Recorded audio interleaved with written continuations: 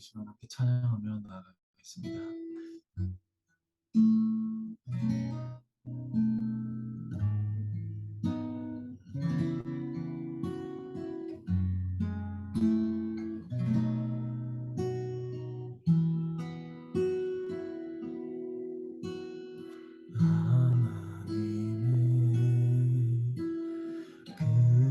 그늘 아래 내 모든 것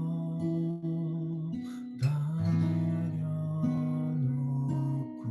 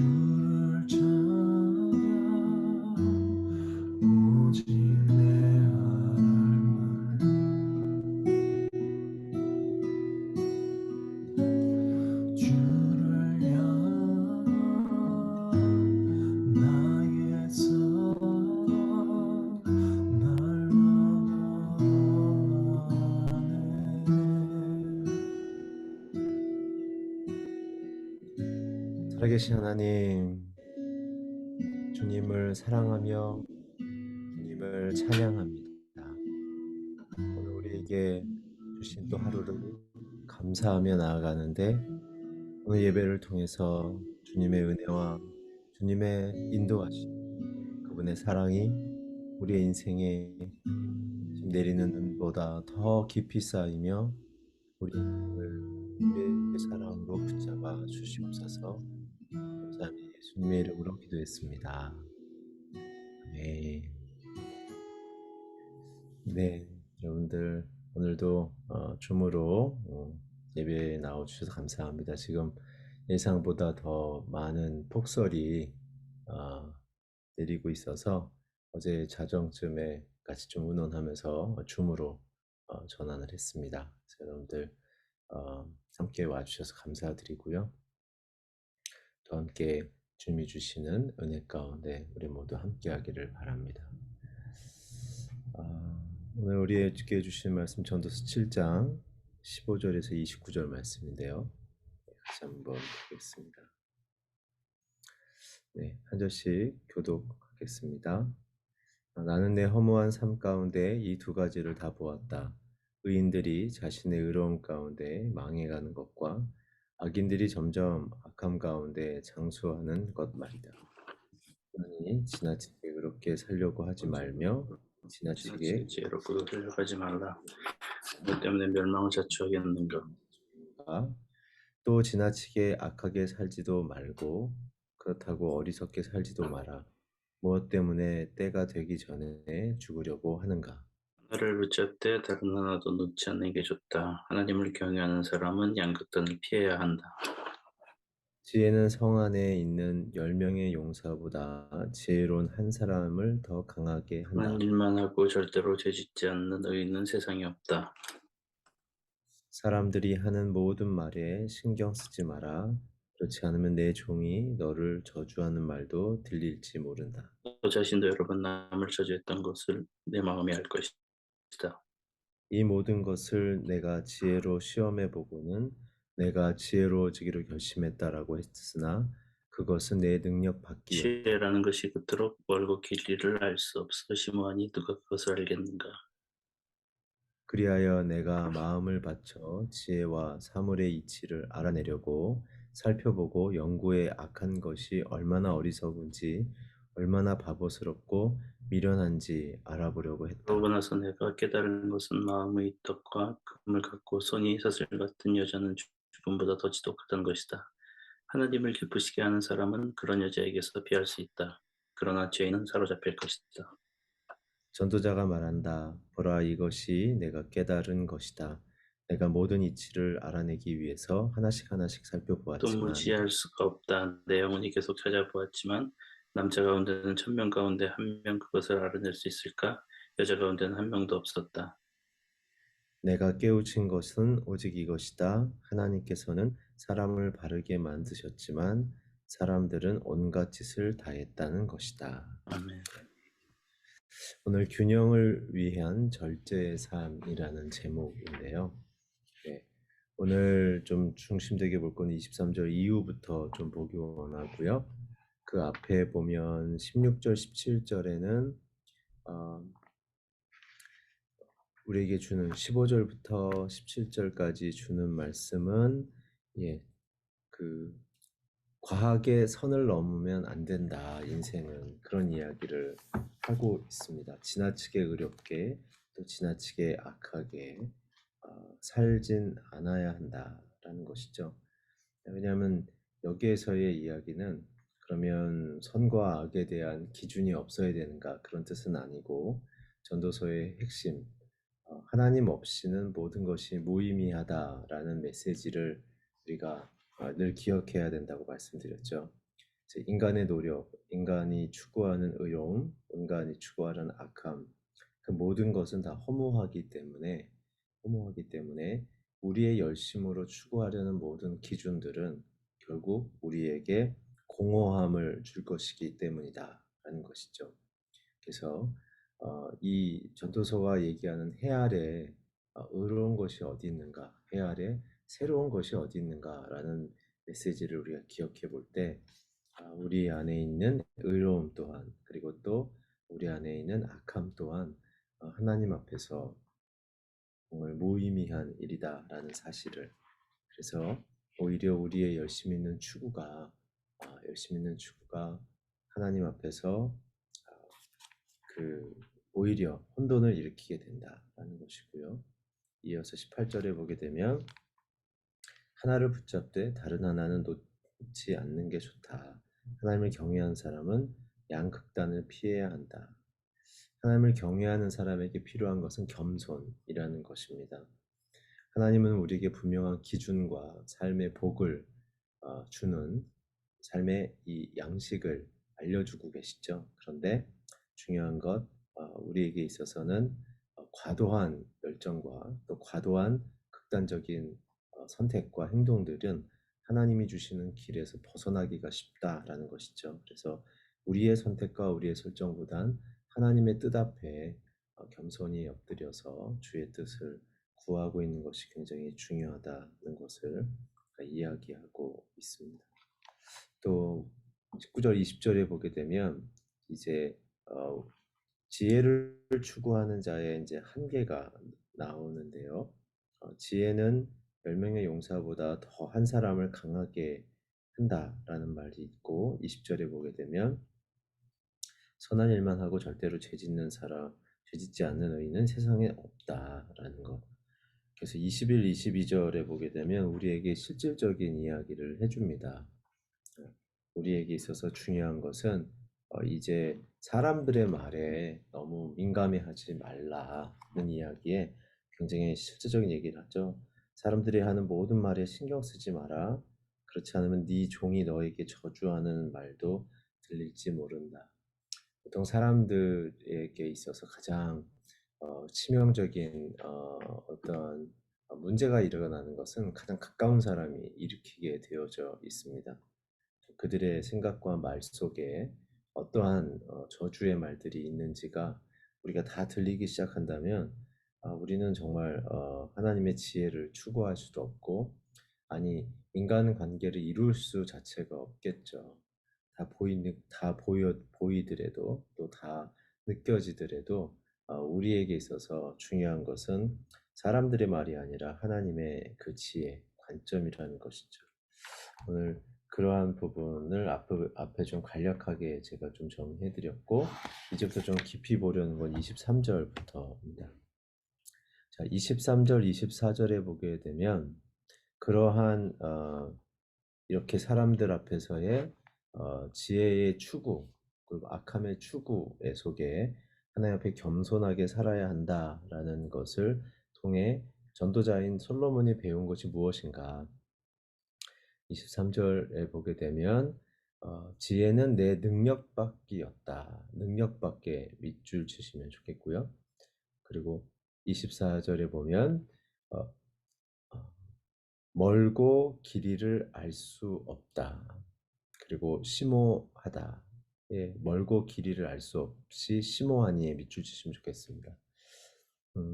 지혜는 내 능력밖이다 라는 뜻은 무엇이냐면 이게 지혜자의 고백인 거예요. 진정한 하나님을 알아가는 사람들에 있어서 가장 중요한 것은 지혜는 내 능력 밖에서 온다라는 사실을 알아야 합니다. 우리는 평생 지식에 대한 것을 배우죠. 이 여러 가지 학문 분야와 또 예술 분야에서, 사회 분야에서 진정한 사람들의 열심히 있는 그 추구, 또 그 결과물들을 열심히 분석한 지식을 배우죠. 날리지를 배우는 것인데, 우리가 날리지를 배운다고 해서 지혜로워지는 것은 아닙니다.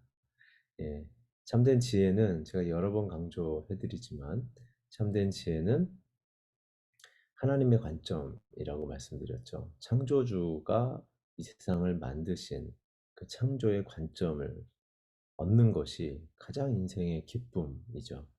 그런 사람들은 고난이 와도 기뻐하죠. 왜냐하면 고난 속에 있는 창조주의 선한 뜻, 사랑의 뜻, 그걸 통하여 변화될 우리의 인생의 아름다움을 꿈꿀 수 있기 때문인 것이죠. 결국은 이 전도자의 내용은 지식을 아무리 배우고 경험을 아무리 쌓아봤자 하나님의 관점은 이룰 수가 없다. 24절에 보게 되면 멀고 길이를 알 수 없이 심오하다라는 뜻은 무엇이냐면 잘 모르겠다라는 뜻입니다. 물리적으로 길이가 멀고 물리적으로 깊이 있고라는 뜻은 지혜자 입장에서는 예측과 판단 그리고 또 그 모든 내용을 다 이해하기는 어렵다라는 것. 결국 23절, 24절 속에서는 지혜자의 고백은 지혜는 내 능력 밖에 있다. 내 안에서 나오지 않는다라는 것이죠. 그리하여 이제 26절에 보게 되면 이런 구절이 있습니다. 그러고 나서 내가 깨달은 것은 마음의 덫과 금을 갖고 손이 사슬 같은 여자는 죽음보다 더 지독하다는 것이다. 하나님을 기쁘시게 한 사람은 그런 여자에게서 피할 수 있다. 그러나 죄인은 사로잡힐 것이다. 오늘 여기서 갑자기 지혜에 대한 이야기, 허무한 삶에 대한 이야기, 또 균형을 잃어버린, 또 절제를 잃어버린 인생의 지혜와 악에 대한 추구에 대한 이야기를 하다가 갑자기 여자에 대한 이야기가 나오죠. 이것은 조금 깊은 이야기인데요. 잠언과 전도서에 보게 되면 이 지혜를 삼킬 그리고 지혜를 무너뜨릴 존재를 여자로 표현을 합니다. 잠언과 전도서에 보면 길 골목에 서 있는 여자가 내 침실로 들자라고 손목을 잡고 이끌 때 네 아들이 그 음성을 들을 때 도망쳐야 할 것을 가르쳐라. 그런 이야기들이 있죠. 그래서 이 이야기가 무슨 뜻이냐면 사실은 이 솔로몬이 갖고 있었던 인생의 딜레마였습니다. 이 여자에 대한 표현은 결국 뭐냐면 이방 여인, 하나님의 관점을 갖고 있지 않은 이방 여인을 빗대어 이 하나님에 대한 지식, 지혜를, 관점을 추구하지 않는 자들이 받을 수 있는 유혹과 그 지혜를 상실하게 되어지는 이유를 설명하는 거죠. 열왕기에 보게 되면 솔로몬의 아내에 대한 표현들이 참 많이 나오는데요. 솔로몬의 아내에는 잘 아시는 것처럼 1000명이었죠. 구체적으로 말씀드리면 300명의 아내와 700명의 후궁이 있었습니다. 그렇다고 해서 솔로몬이 아하수에로 왕처럼 성적인 도착증에 있었던 남자였는가? 그렇게 보기는 어렵습니다. 왜냐하면 아하수에로 왕은 아내를 구할 때 확실히 성독착적인 모습들이 여러 가지 역사적인 근거를 통해 보이지만 솔로몬은 그렇진 않았습니다. 그러면 왜 이 300명이 아니라 700명의 후궁이었는가? 이 통일 왕국을 유지하는 방법이 아버지인 다윗과 달랐기 때문이죠. 정치적인 화친 조약. 그러니까 결국은 이 통일 왕국 안에 존재했던 수많은 나라들의 그 왕족들과 이제는 정치적인 우위, 군사적인 우위로 끌고 가기에는 이제는 좀 본인의 정치적인 색깔이 좀 부족함이 있다 보니 이제는 이 정략 결혼의 관계로 이 속국들을 이탈하지 못하도록 잡기 위한 거죠. 그래서 어떤 한 여자에 대한 갈망이라기보단 솔로몬이 갖게 되어지는 이 정치 외교적인 방식으로 그들의 딸들을 이제 이스라엘로 데려옴을 통해 솔로몬의 왕실로 데려옴을 통해 이제 전쟁의 그런 갈등 구조를 이 결혼이라는 하나의 가족 관계를 형성함을 통해 막으려는 거였죠. 근데 성경에서 여호와께서 이방 여인과의 결혼을 출애굽한 이스라엘 백성에게서부터 금기시했던 이유는 어떤 인종적인 것이나 또 문화적인 어떤 배척에 대한 부분은 아닙니다. 왜냐하면 이방 여인들에게는 우리가 모르는 강력한 종교적인 배경을 다 갖고 있게 되는데요. 특별히 이 재정일체 시대, 이 이 정치와 종교가 하나로 묶여 있는 이 근동 지역에서 나타나는 특별한 강력함인데요. 그리고 이방 여인, 특별히 그 이방의 왕족의 딸을 데려온다는 것은 그 나라의 통치 이념을 상징하는 우상 문화, 종교 문화가 딸려 들어오게 되어져 있었습니다. 그래서 그 각각 민족들, 약 70개의 국가들이 갖고 있었던 이스라엘을 제외한 69개의 국가가 갖고 있는 69가지의 문화와 이방 종교성이 이스라엘로 전부 다 모여서 이제는 백화점식의 총화적인 다양한 이방 신의 신관과 종교 의식이 들어오기 시작하자 이제 급격히 솔로몬의 통일 왕국은 무너져 버리게 되어지는 것이죠. 바로 혼합주의입니다. 오늘 26절에서 솔로몬이 자기 몸으로 체험하고 자기의 가족 관계로 체험한 하나님이 주신 지혜를 극단적인 의로움과 극단적인 악함과 같이 자신이 생각하는 이 통일 왕국의 유지 방식 속에 이러한 정략 결혼을 통해서 유지하려는 자신의 어떤 아이디어가 결국은 하나님이 추구하셨던 방식을 지연시키는 통일 왕국을 무너뜨려 버리게 되어지는 결정적인 실패의 원인이 됐다는 것이죠. 오늘 저와 여러분도요, 잘 보셔야 합니다. 우리가 갖고 있는 신앙관 속에 숨어 있는 이 혼합주의가 무엇일까? 성공지상주의, 물질에 대한 힘을 너무 의지함을 통해 하나님이 물질관 밑에 있는 이 물질, 맘모니즘, 그리고 하나님을 힘을 빌려 자기를 극대화하려는 자기 우상주의, 자기 열광주의들, 여러 가지가 우리 안에 혼합주의로 섞여 있다는 것이죠. 그렇기 때문에 결론은 죽음보다 더 쓴 고난을 경험하게 될 것이다. 26절, 여자는 죽음보다 더 지독하다는 것이다. 이거는 피메를 얘기하는 게 아니라고 말씀드렸죠. 혼합주의를 이야기를 하는 것입니다.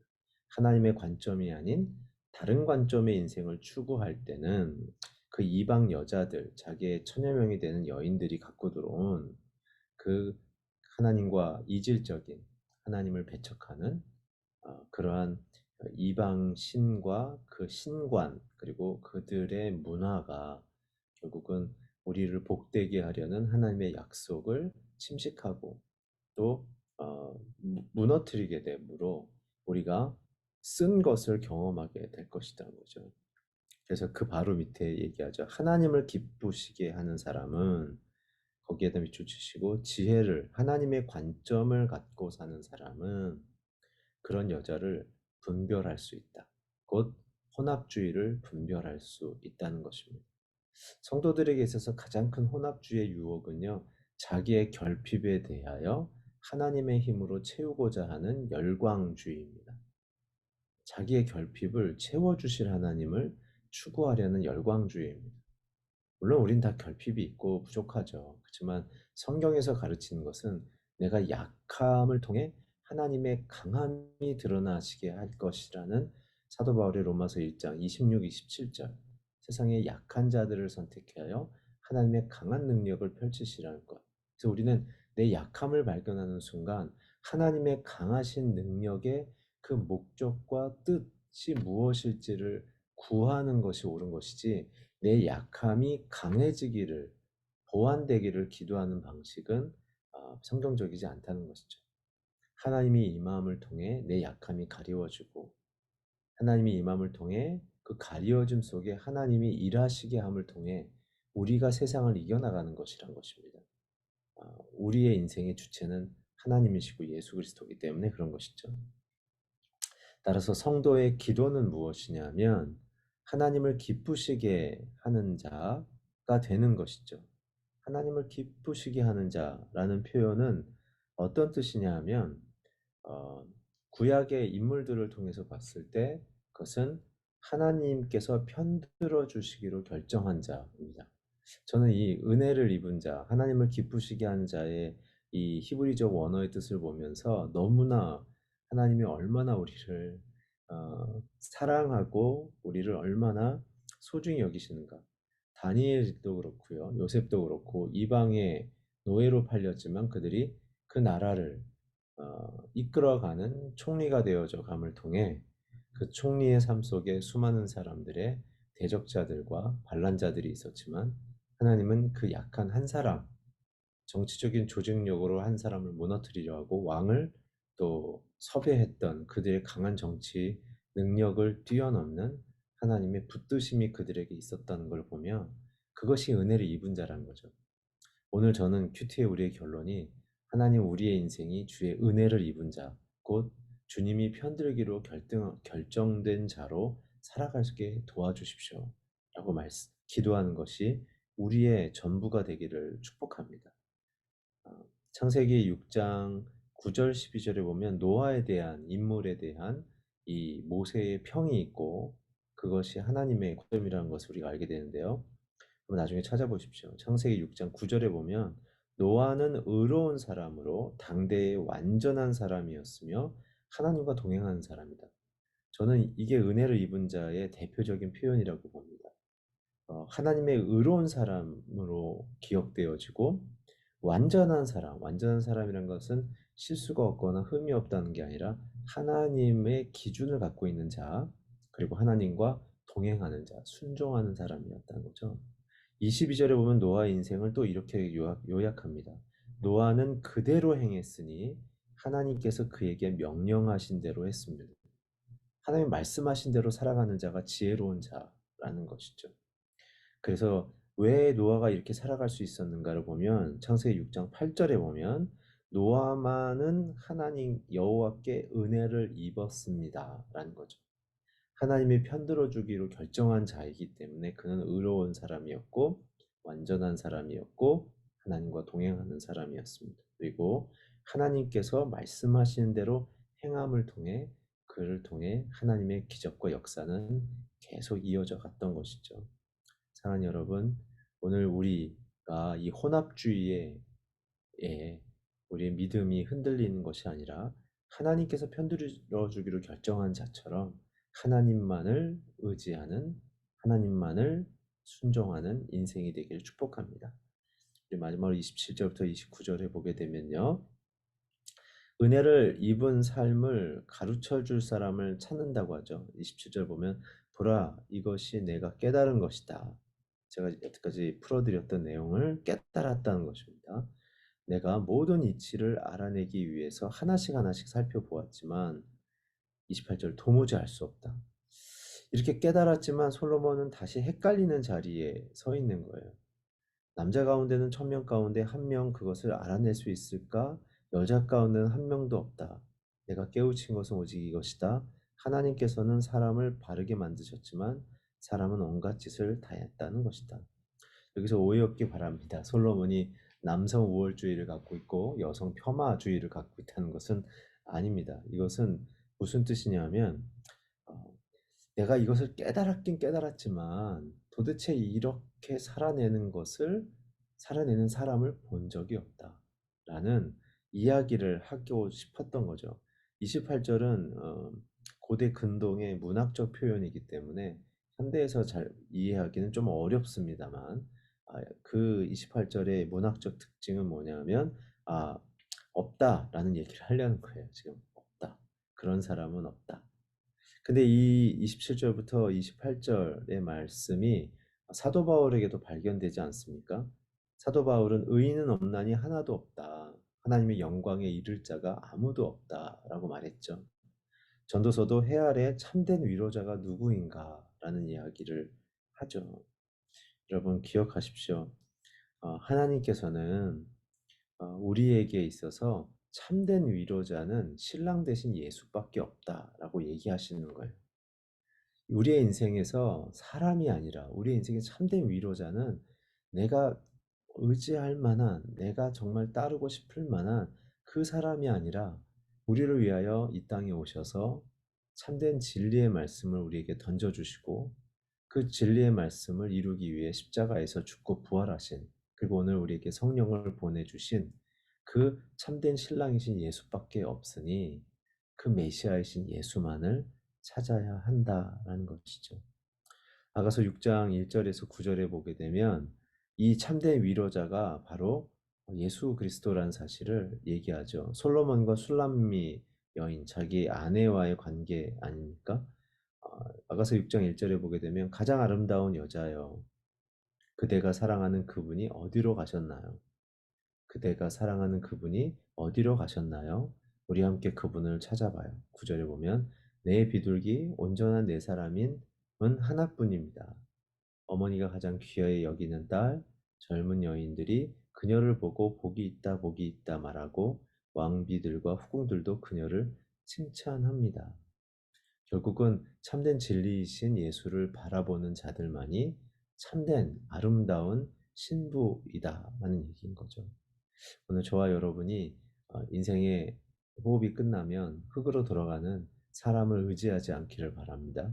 참된 생명이신 그분만을 고백하기를 바랍니다. 사도 바울도 로마서 5장 21절에 보면 이렇게 얘기했죠.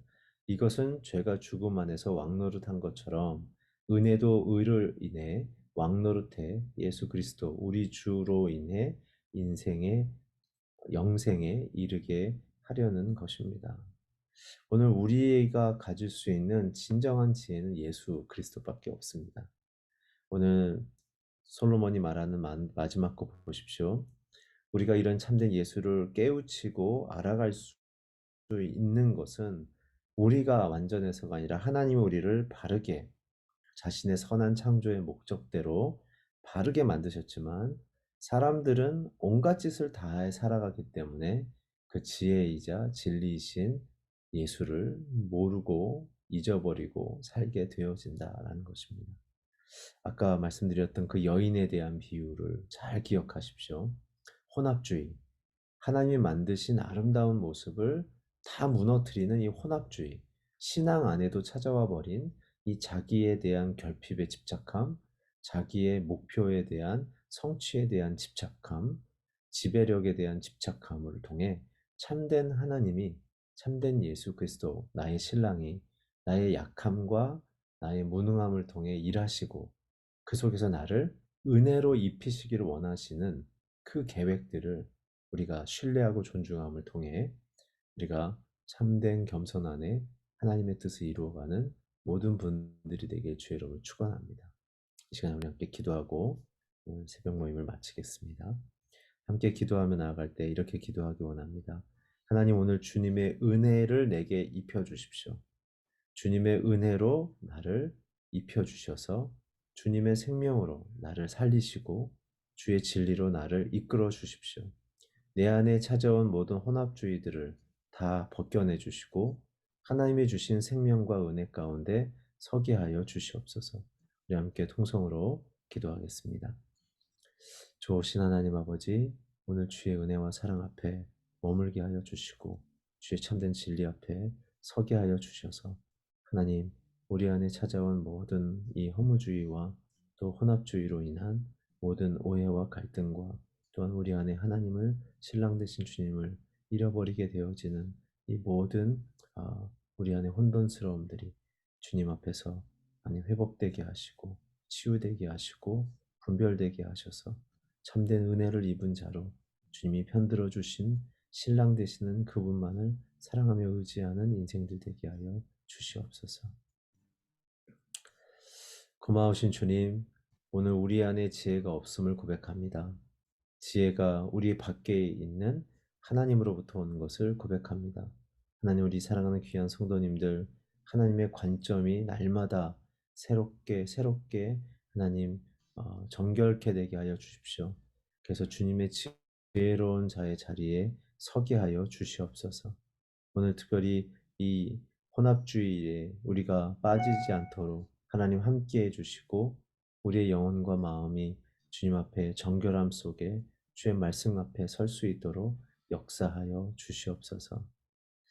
지금 우리 주 예수 그리스도의 은혜와 하늘아버지의 놀라운 사랑하심과 구에서 성령님의 감화 감동 역사하심이 오늘 주님 앞에 참된 신랑 되시는 예수 그리스도만 바라보는 지혜자가 되기를 소망하시는 모든 분들의 삶과 가정, 교회 위에 이 나라와 이 민족 위에 흩어져서 복음을 전하시는 성교사님들 위해 지금부터 영원히 함께 하시기를 간절히 축원하옵나이다. 아멘.